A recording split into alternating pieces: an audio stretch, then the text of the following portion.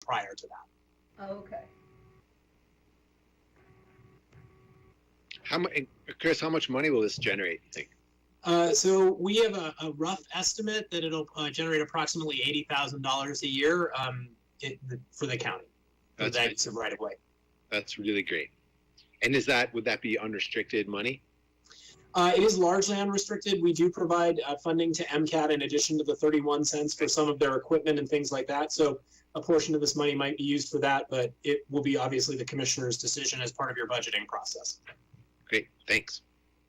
Is there anyone from MCAT on the line here, Chris? I do not believe they were able to join us today.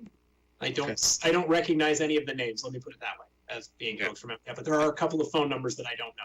I think it was like my second or third day in office. Joel from MCAT got a hold of me and wanted to talk to me about this, and it was so overwhelmingly complicated and took forever to unpack, given that I had no experience in it. I thought, man, this is really going to be a hard job. I'm glad a year and a half later, we're nailing this down. Yeah. I hope Joel's out there smiling somewhere.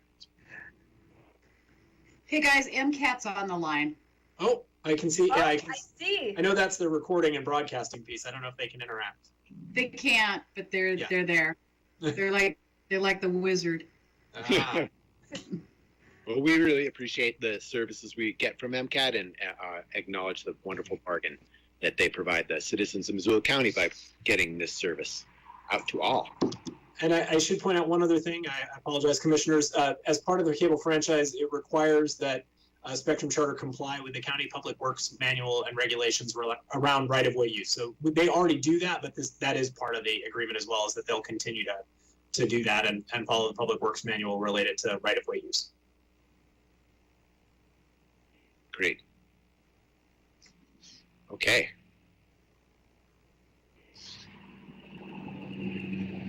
And so if the commission's in favor of that, then I think you have the resolution with you. Yes. Is there any public comment, I wonder? There's something in the chat. What is? Oh, I can't even see it. I've lost my mouse. My mouse is not working, so I can't open it.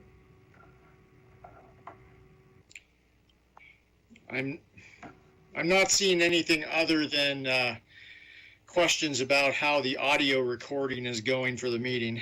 Okay. And I've lost my mouse, so I don't have the language for the. Well, if nobody has anything to add, I would just say that likewise, this is in the category of better late than never. Yeah. I think this will be a good thing for Missoula County, and I look forward to opportunities to enhance our public outreach through MCAT also. So I would move that we adopt the franchise agreement with Charter Communications. Second. Right, all in favor? Aye. Aye. Great, thank you, Chris. Thank you, commissioners. Thank you. Okay, our next hearing is on the Smurfit Stone boundary line relocation with Matt Heimel will present. Good afternoon, commissioners. It's Matt Heimel with Missoula County CAPS. This is a continuation for the hearing for the Smurfit boundary line relocation. The first public hearing on this item was on May 28th, 2020, and this boundary line relocation was brought to the governing body as we found it was in the public interest to open a public hearing. So for a brief summary of the proposal, I'll make sure my PowerPoint is shared. I'll touch back on just showing the proposed tracks, but if anyone needs to run through it again, we can also look at more details. Okay, can everyone see my screen? Absolutely. Okay, so this is a overlay that I showed on the 28th. The red lines show the proposed track layout, and then I'll switch back to current lot configuration. And so just in summary, the proposal is to relocate boundaries of 5 tracks to the current configuration as shown here is proposed by the applicant. And as discussed on the 28th of May, staff found that this did not constitute or show an invasion or an attempt to evade subdivision review, and staff was recommending approval of the request. There was a follow-up meeting on Tuesday, a follow-up public meeting at 11:30 a.m. this past Tuesday, where we discussed the process for a review of evasion criteria. And so today we're at the scheduled continuation of the hearing to take any more comment and continue deliberation on the item. So if needed, I can go back through details of the proposal, or the applicant's representative is also available for any additional questions on the nature of the proposal. Do you guys have any questions? I don't have a question for Matt. I do see that Allie Archer from the EPA is on the line this week, and I'd be interested to know if she has any questions or concerns about the proposal before us. Hi, everyone. Can you hear me? Hey, Allie. Yeah. I think that all I'd like to say is that regardless of whether the county decides to move the boundary line, it doesn't impact our Superfund boundary. That's determined by EPA during the remedial investigation process. So we'll determine nature and extent of contamination. And so other than that, I don't think we really have a comment on this proposal. Just more of a reassurance of that it won't impact our Superfund boundary. Thank you. Do we have any comment from the developer or the developer's representative?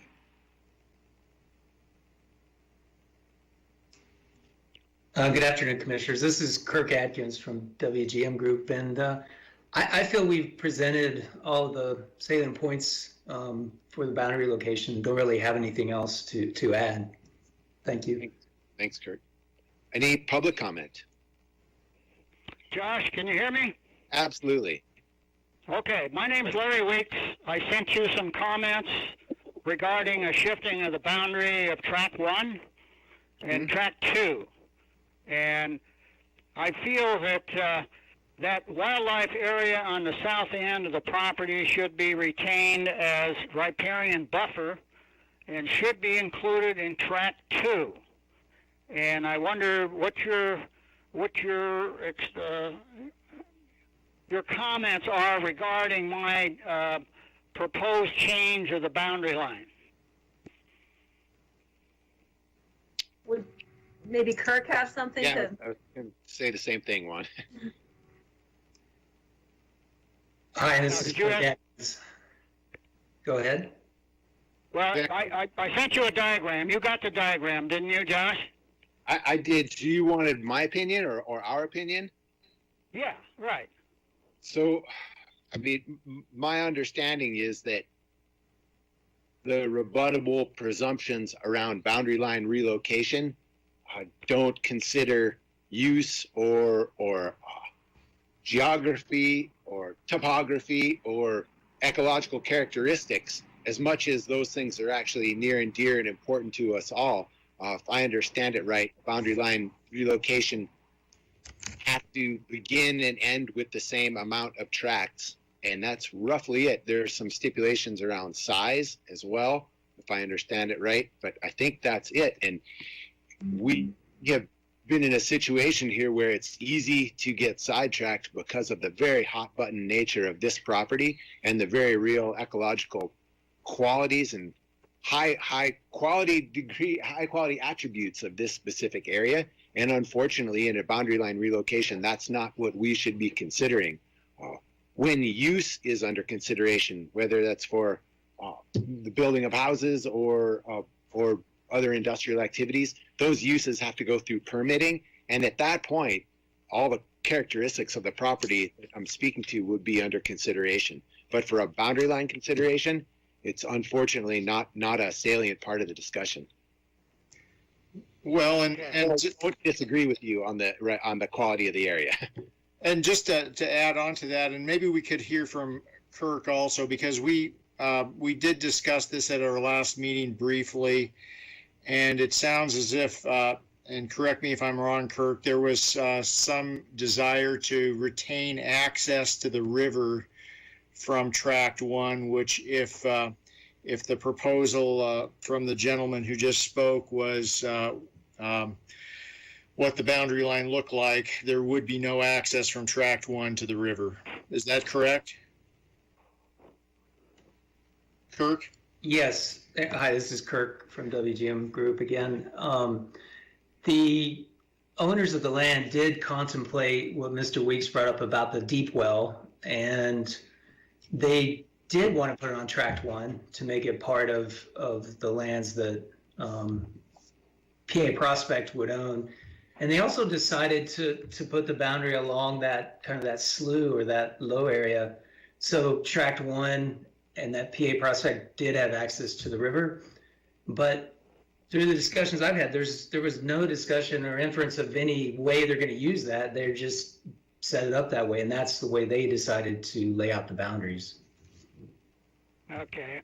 I don't understand why Track 1 would need access to the river, but anyway, apparently somebody else did. You know, I'm concerned about the property owner selling Track 1 and then losing control of what happens there. But apparently if they propose any kind of development on that, it has to go through a permitting process, and then I would get my opportunity to give input at that time. Is that correct? That's my understanding. Okay. All right. And maybe, Josh, I wonder if our planning staff would, either Matt or anyone else on the line from CAPS would like to weigh in. I don't know.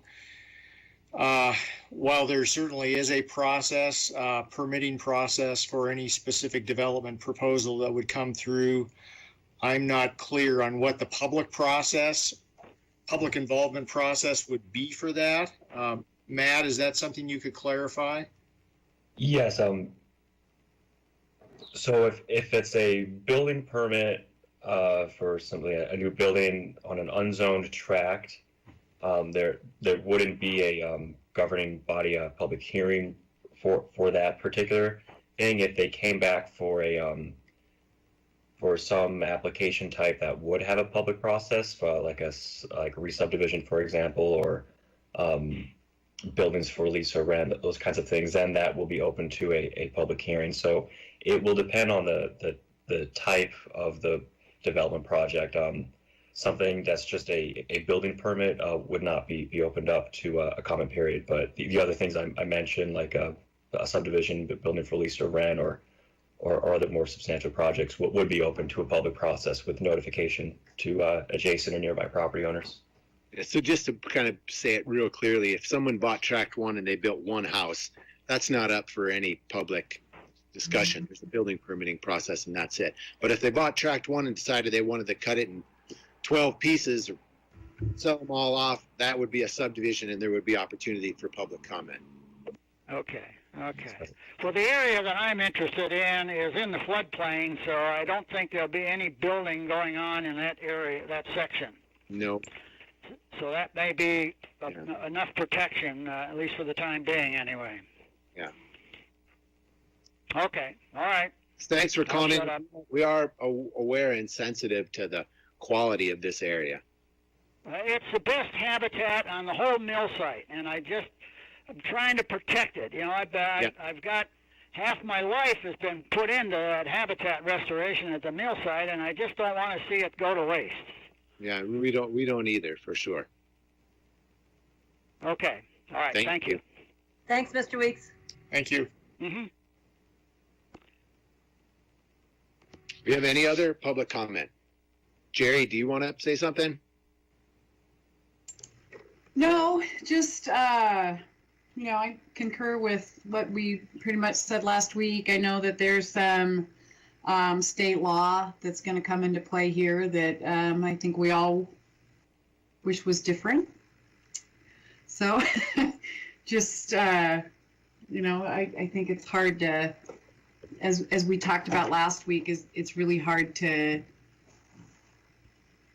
say yay or nay to something based on proposed use that we don't know, and I know that plays into the law, so it's tough. But there was a lot of talk out there that a gravel pit is proposed for one of these areas, and if I understand it right, the DEQ does that permitting mostly administratively, but it's up to the DEQ whether or not they want to hold a public hearing and really collect input on a gravel pit. And if such a thing does happen, I would ask Dave and Wanda join me in inviting our own Travis Ross to write a letter to the DEQ describing this area in terms of hydrology and toxicology, and encourage them to hold a public hearing and hear what people have to say, because there are a lot of folks who are very invested in this area. Yeah, it slipped my mind, but it seems like we were going to discuss that maybe under correspondence today in admin, and I totally forgot about that. But I would concur. I think we should, as the Board of County Commissioners, request that even if DEQ does not formally have to consider us as part of one of the adjoining property owners, I think we ought to formally request that a public meeting be held on this proposed gravel pit. You have till July 10th to do that. The CAG and Clark Fork Coalition and Travis have all been, there's some emails that have been floating around talking about the public comment period on the gravel pit. So how do we make sure that, is this Emmy, or who's gonna put this on our agenda? Because we don't want to miss this again. Well, or could we just consider, and I would turn to John Hart here, can we just at this moment in time have it on the record that we direct staff to draft a letter for us requesting that DEQ hold a public meeting? Thanks, Dave. Thank you.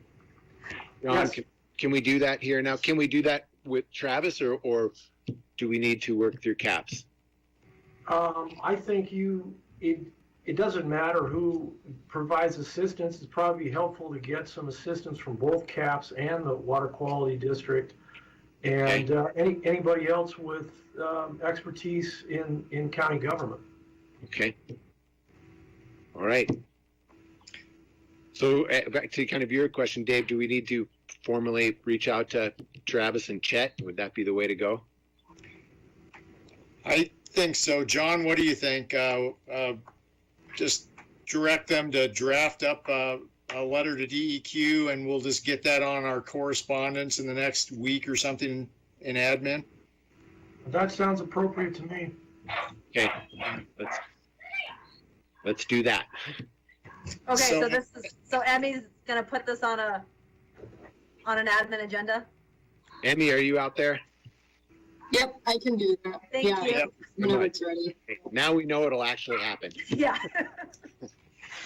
Yeah, and I guess as far as today's proposal before us, I just want to reiterate to everyone who's listening that regardless of the somewhat narrowly focused question before us as far as whether the boundary line relocation is an attempted evasion of the Montana Subdivision and Plating Act, I am absolutely committed to this area being remediated and the floodplain restored. So I think that is the end game that we're looking at.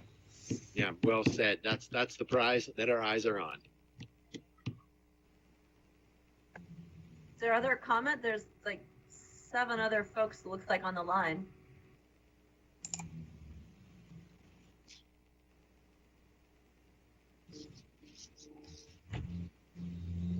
How about Mary Price? Did you want to say anything?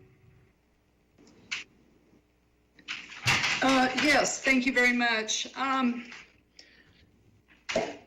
don't really have a lot to add today, other than I was just thinking back over the 10 years that Missoula County and the tribes have worked together on this site.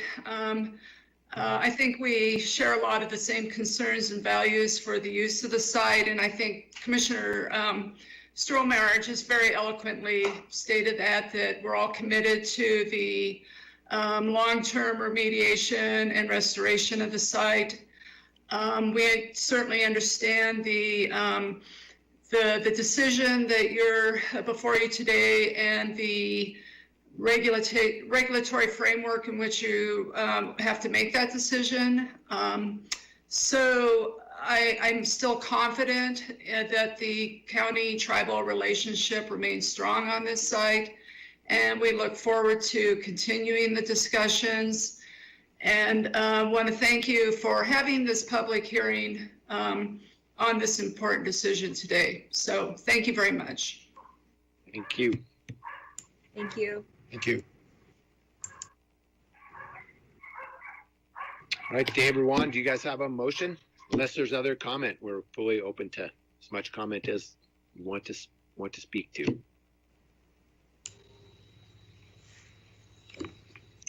Matt, do you have what the formal motion is? Yes.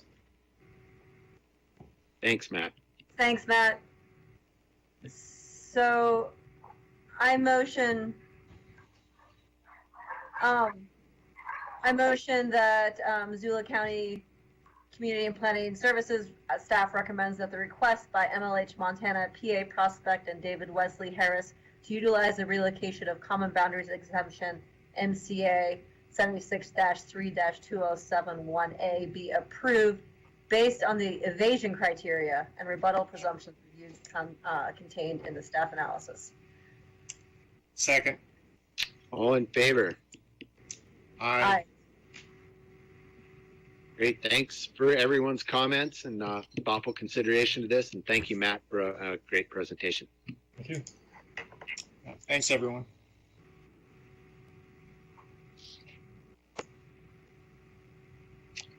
With that, do we have any other business? Okay, as the mayor of the city of Missoula is fond of saying, take the afternoon off. Thanks, everyone. Thank you all. Everyone. Bye. Goodbye. Thank you. Thank you.